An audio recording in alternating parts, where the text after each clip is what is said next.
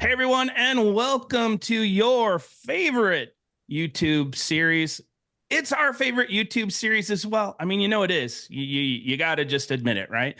And I have with me today the one and only Mr. Aaron Bragg has joined me. We are part of the really bad security crew.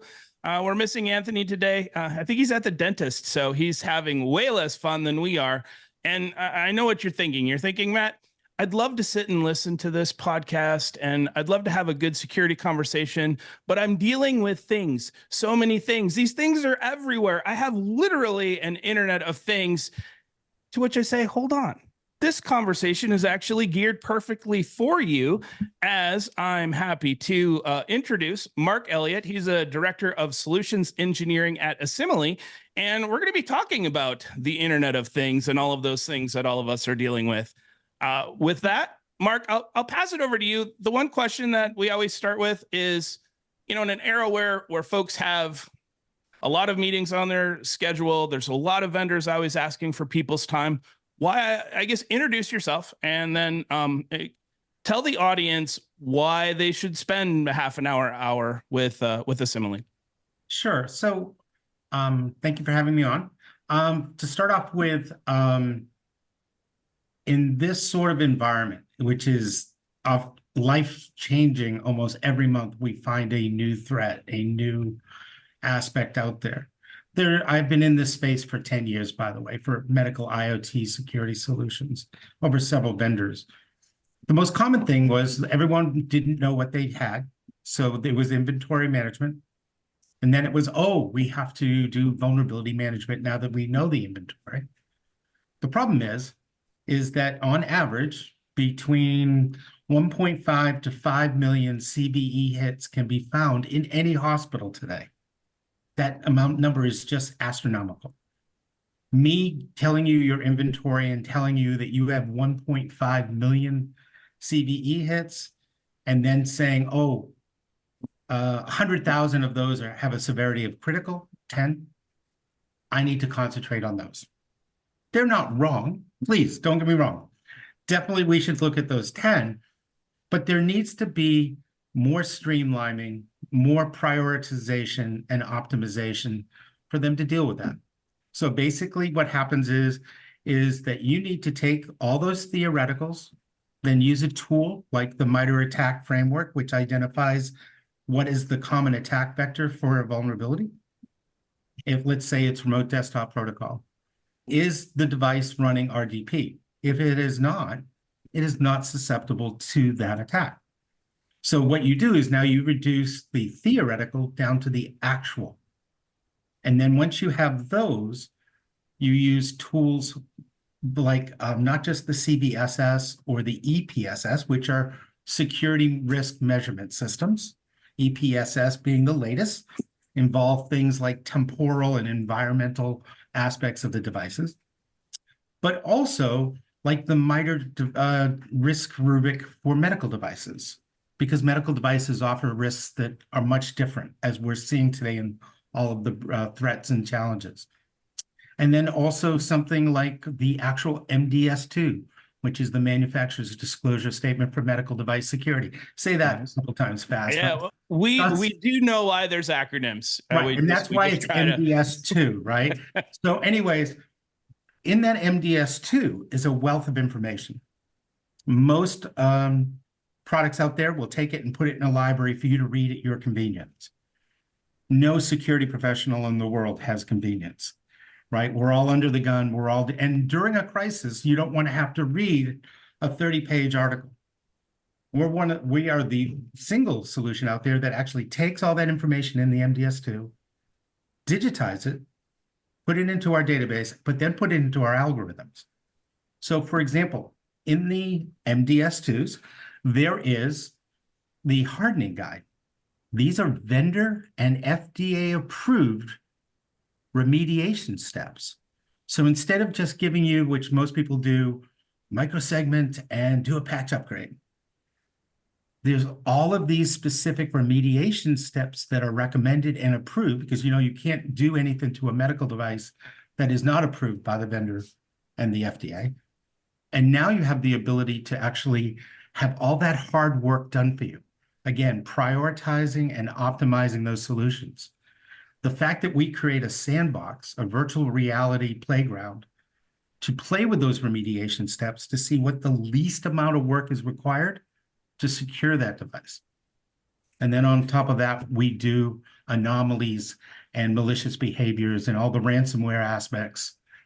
So I'll give you a real world example. Before we do the real Go world ahead. example, let's back up a little bit, Sure. because obviously That was a you're lot. I'm you're sorry. speaking my language here. Yeah. I was going to say, if only we had someone in the healthcare industry as part of They could If this. speak only to we this. had someone in healthcare that was merging two big systems. Yep. So you talked about the remediation stuff. Let's back that a little bit. So how would we do discovery, right? You're on a journey, you're doing healthcare acquisition. The very first thing that you have to do is that discovery part, right? So I know I know what I have in my environment, but now we're going to do an acquisition, right? There's all types of work that has to go into inventory. What would be just your very first step, even before we get into like the data sharing or mediation and stuff like that? Sure. So all of these solutions in this space are passive, right? Because most medical devices can, by recommendation of NIST, should not be scanned by an SNMP scan, WMI, whatever your powerful tool is. Because they knock PAC systems over. Been there, done that. We actually had a new client that shut off all of their patient monitors in the ICU at 3 o'clock in the afternoon. All of the screens went. Okay, never mind. Sorry. So, anyways, and the reason was they did a scan. Someone who was new to the scan team, the vulnerability scanner, included that subnet range, not even thinking, oh, what devices are on that, right? It was pretty blatant. All our alarms were going off on our side saying, hey, it looks like someone's doing this harmful scan that could be malicious. Well, it wasn't. It was self-inflicted. It wasn't malicious. But in any event, Those darn interns. those darn interns, we listen to all the traffic passively. That means we can't have any agents. We can't do any scans.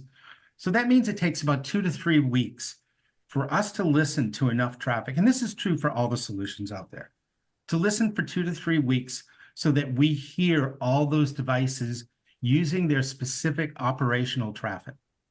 Once I see DICOM, once I see HL7, once I see a GE specific protocol, I know exactly what type of device that is and who it's talking to, and all of those characteristics that within the AI and a deep packet inspection model with several hundred protocol parsers allows me to identify that device specifically, make, model, firmware, the entire thing. And then I have the ability to then look at all the vulnerabilities that have been published against it to see what the actual vulnerabilities are to that device and what the threat. To your point, though, we have 2 POCs going right now where we already won the POC, but we can't win the PO until we go to one of their acquisition and merger sites and show how we can do an assessment on the site before they bring it into the corporate network. So exactly So what is that so that kind of ties into the library stuff that you were talking about, right? One of the advantage, it seems like a nice advantage that you have, or to your point, something similar to different products, is you've built that catalog, right? That device catalog based on either historical knowledge from like you said, you had access to hardware manuals and stuff like that. So it sounds like you've built a robust data or device library. Is this one of those things where while you're doing the discovery, do you have the ability to push information to your CMDB, right? So Oh, something sure. like a service now to add additional information, right? Because those things are important, especially with passive scanning, right? That help key us up to where, okay, wow, we're seeing this type of traffic at this location. Because a lot of times, facilities has moved equipment, right? Like this is a real world scenario, right? They may have moved equipment or upgraded the system, and it hasn't made it back up the pipeline into the CMDB and everything else. So where you have an intern, right, that goes and says, okay, hey, this subnet range, this is on our off limits, which is a real thing, right? We're gonna do the weekly check here, not realizing facilities has moved new equipment to that office location and it hasn't made it up the pipeline. So you're saying what is nice, so a bonus for your product, you have the ability to push that information back up. So then the vulnerability management team could then pick that information up and add that IP range, add that subnet to your do not scan list. Exactly. And any product in this field has to live and die by its integrations. I mean, we have to be bi-directional, share information. It's called a mapping exercise with CMMS and CMDB. Which one of us is the voice of truth, right? So I'm saying IP addresses change dynamically. I should be the voice of truth for IP. The serial number I may or may not see in the passive traffic, but the CMMS or the CMDB will have it in the record. So that'll be their voice of truth. So we match it all up. And usually the MAC address is the Rosetta Stone, right? That's what we're all making sure we're talking about the same device, because everything else can be fluid or not be accurate in the CMMS system. Well, you had talked a little bit about AI. So I gave you the softball question. Now I'm going to give you a curveball question. So this one's going to be a little bit harder. You talk about, AI and ML. Are you doing relationship behavior analysis? Because obviously MAC address, yes, that's a little bit more of a regular, driver's license, but like driver's license, those can be spoofed also. Right. Does your system have the ability to do behavioral analytics tied in with that traditional stuff to then, hey, maybe this behavior on this device is a little bit different. Then you call up your site support team or anything else. Do me a favor, get some eyes on it. I just want to confirm before we do any patching or anything else. Is that what you're talking about when you're saying kind of like that learning behavior? Well, yeah, and actually there's a low level and high level. On a low level, of course, we use AI with the deep packet inspection, which keeps it honest, right? We're looking at all the utilization operational protocols. So we know specifically what this device should or should not be doing. An Alaris infusion pump should only be talking to an Alaris infusion pump server. It should never talk to anything else except for DHCP. But once you get beyond that, we have a feature called Snapshot. What this allows me to do for every unique device, not a fleet of devices, but for every unique device, because they may be different across the campuses, how they work, we can do a snapshot. What this does is capture the exact behavior of a specific device, what protocols, who it talks to, what time of day it talks, how much traffic it sends. All that information gets snapshotted into basically a benchmark. Once that device does something outside of that, we now report it. Now, it could be something as mundane as they've done a firmware upgrade and the behavior has changed, in which case we would just redo a snapshot. But more than likely, it's probably the malicious event of reconnaissance, the initial kill chain process, where they're starting to try and spread their footprint across your organization, right? And that's why they go dormant for 2 months. Once they're in, they're slowly navigating your network and finding it. Well, if I see a device that's now talking to its neighbors, like an infusion pump talking to an infusion pump, which should never happen, or it starts to use protocols it never used or scans, now I know that device is acting outside of the normal. And what's important is if you look at like Change Health from this last February, they were on their system for 9 days and they didn't detect it. In 9 days, they owned their infrastructure and they'd already exfiltrated all of the data they needed to do. So timing is important. So when you get that alert, this device is behaving incorrectly, you should be able to, one click of a mouse, either tell the NAC, firewall, or whatever is monitoring your network control to either quarantine that device, or if it's a critical device, actually create the Zero Trust Sec or ACL policy that said this device can only do this, or this device can't do any of these. So now if it's a critical device, let's say an MRI, CAT scan of an expensive tool, I don't have to shut it down and quarantine it. I can just quarantine the bad behavior till I can schedule to re-image or to resolve whatever the mitigation is. Does that answer your question? Yeah. Well, the reason being is other real world examples and a little bit of disclaimer. The IV pump hacking always frustrates me because that's a big FUD tactic. I'm not saying you, just others talk about it. That and missing infusion. We know what can be hacked and what can't. And to your point, right? Like the IV pumps, we have other things in place, right? Where I have a bigger issue. By the time the bad guy gets to the IV pump to hack it, I have bigger, much, much bigger issues. Because your point, like those IV pumps talk to library servers to Right. get, the level of medicine that need to do. So that's one where I just had to vent a little bit. Well, No, yeah, but a more likelihood scenario would be like for if you're using that device scanning, right, and you come across cameras and you may be looking for sensitive camera stuff like our NICU or other things, and then you may stumble across like our flight centers, right? The Aeromed choppers, stuff like that. All those have security cameras because you don't want somebody breaking in it, right? So, but there's a good scenario where you having a robust library. I'm going to put different alerting around the cameras that are looking at the helicopters as opposed to the cameras, that are in the ICU and stuff like that. So that having those different capabilities and allowing for different alerts is definitely obviously something very valuable. exactly. And but going back to that behavior, let's use the famous Sony break-in. Someone converted an outdoor camera to be an access point.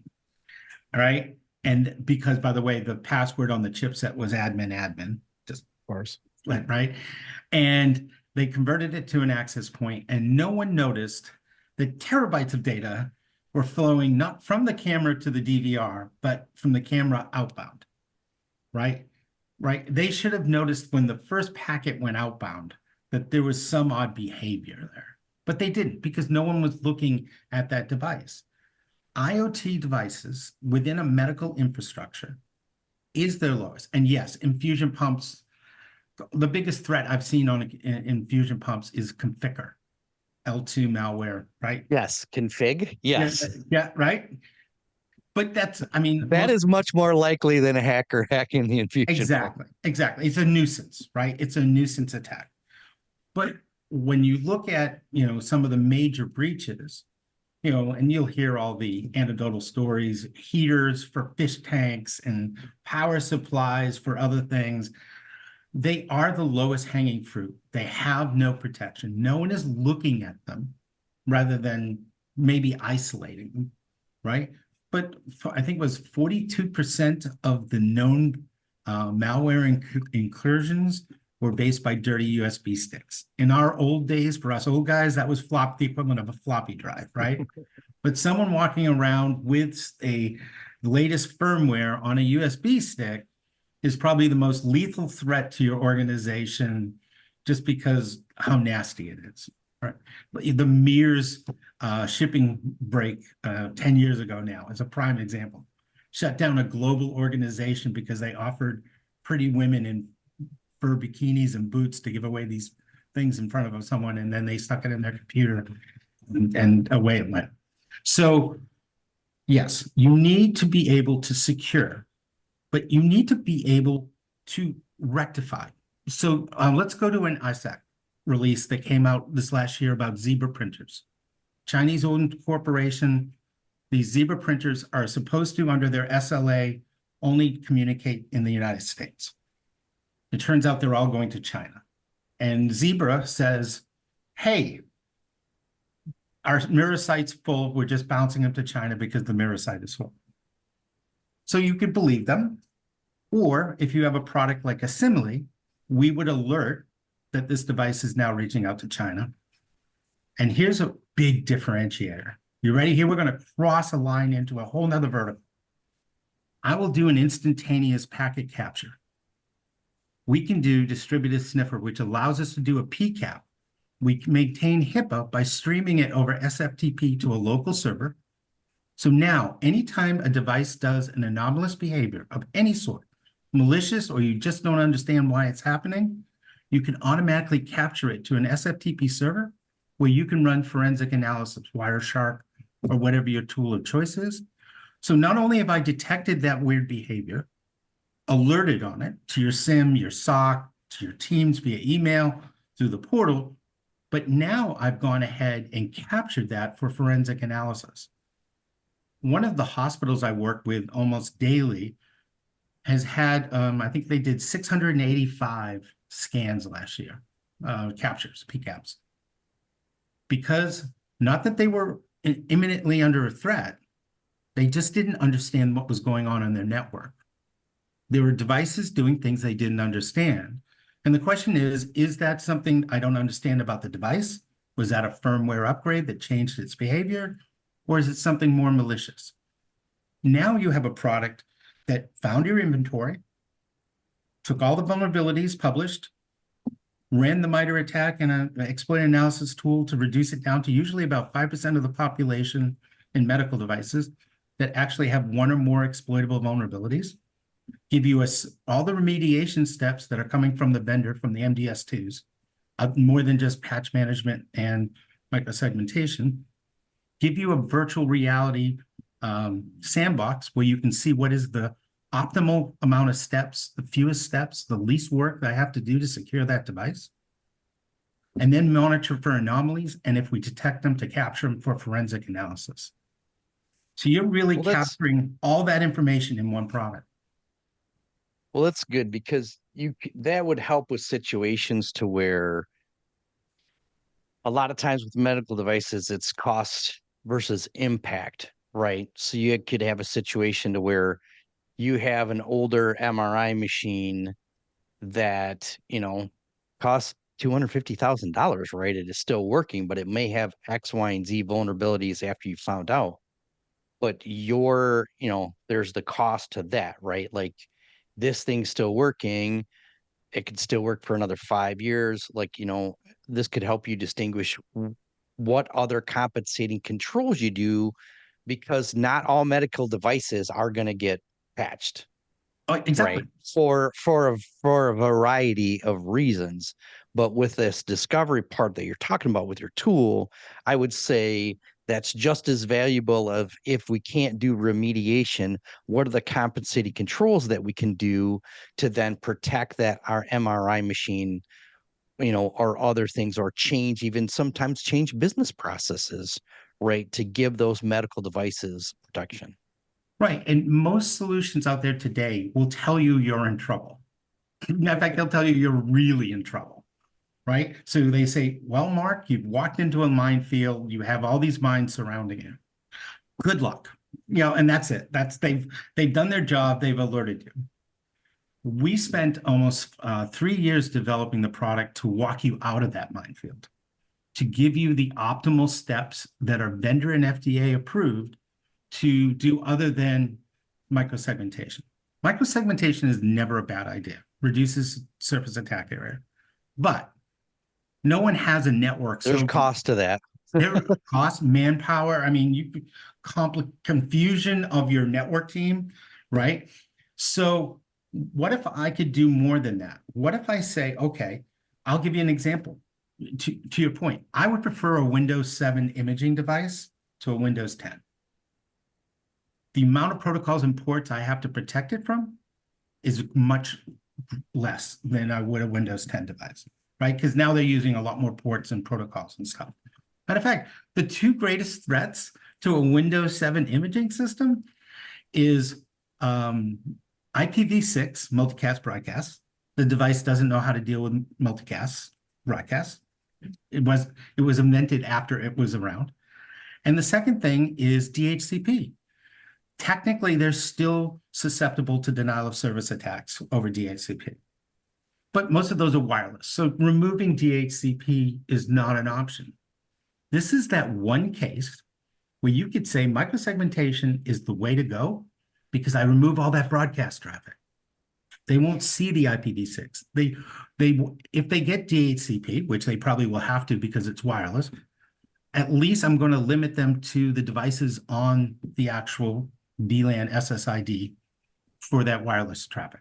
So let's just create an imaging SSID. We'll put all of those devices on it. And that simple task will remove 90% of the threats to that Windows 7 MRI. Now I have the ability to run this device until it no longer has operational functionality, or I've budgeted enough time to have replacement with a break fix policy. But so much you can, and also by having all that operational utilization information, I can do lifecycle management. For those Windows 7 devices that I might be just churning and burning, waiting for them to break so I can replace with something I have on the shelf, I can actually see how much they're being utilized, prioritize preventative maintenance, and even see the windows of time for each individual device of when they're available. What is their speaking to the business, that business value. The other thing that you bring up with that, and I know, Matt, I know we're running up against it, but just a couple more quick points, is once you get with the larger systems, a larger system, meaning like from a device level, I think a lot of people don't realize from the business side is you can get big enough to where you can even internal DDoS, right? You get a bad guy that's limited to what he can do because we've locked down certain systems so so much can't get access to it. But if you have literally 10,000 printers, 20,000 printers, other things, I don't think companies realize you can actually cause a DDoS to yourself. Well, to your example, we all know how chatty printers are. They're constantly advertising. If I put 5,000 printers on a single VLAN, I've created my own denial of service attack, right? I mean, let's to your example, that is exactly it. And that's why a product like ours, where you can actually see all the VLANs and all the types of devices that are in those VLANs, allows you to, if you are doing a microsegmentation plan, not only see the effects, but also be able to measure your success as you try to go through microsegmentation to see if you still are, oh, that's only medical devices. Well, there's actually 30 printers on that VLAN. Obviously, someone forgot, and it happens. Don't get me started on zebra printers. Oh, please. And we know now that they're a potential threat. So it's even worse, right? I mean, when you look at it from a security aspect. So we've talked a lot about like healthcare and healthcare devices. I guess I'll throw this question out to both of you. Like, is there a difference between, other than it could be, life or death? I guess that's always a big difference. But, are there differences in the things, right? The devices that are out there from a healthcare perspective versus a manufacturing perspective. And I guess does Asimily play in other spaces outside of healthcare as well? Well, yes. And when we look at a hospital with 5,000 medical devices, it will have 30,000 IoT devices. Yep. That as a rule, nobody's looking at, right? That's why that concept of that snapshot, understanding the exact behavior and measuring it as we watch the network's traffic and saying, okay, that's what that device does. That's what that device does. Now you take away that opportunity to, exploit a camera, which are on the outside. Let's be honest, access to a device is critical if you're going to exploit it, right? In that initial reconnaissance phase. So now you have the ability to be monitoring all your cameras. And the minute they do something different, hey, look at this guy. Hey, well, you don't know what it is? Let's packet capture its behavior and have some whiz-bang kid who can run Wireshark, God bless them, and it's not a lot of them, have him look at it and figure out what's going on. Right? Yeah. Yep. Good stuff. Aaron, I learned something today. I learned that much like thing 1 and thing 2, these things will not harm you. They want to have fun. But you got to have some controls around them or they might run around and ruin your house, right? So great conversation. This one flew by. It was a good conversation. It's always the half an hour just disappears on us. So Mark, thank you for being a part of this. For those of you that would like to talk more to Asimily, you certainly can reach out. We'll have some stuff in the description. Like, comment, share, all that fun YouTube stuff. They will also be at CloudCon coming up on I was July just going to 22nd ask that. Are they and going to have a table at 23rd. CloudCon? Yes, Asimily will be there. And so you can meet the team, have some further conversations with them there. Please thank them for being sponsors along with all of the rest of them. Yes, so Mark, again, thank you for being a part of this. I hope you had as much fun as we did. We love this show. And we will see everyone for episode 44 coming up. All right, thanks everybody.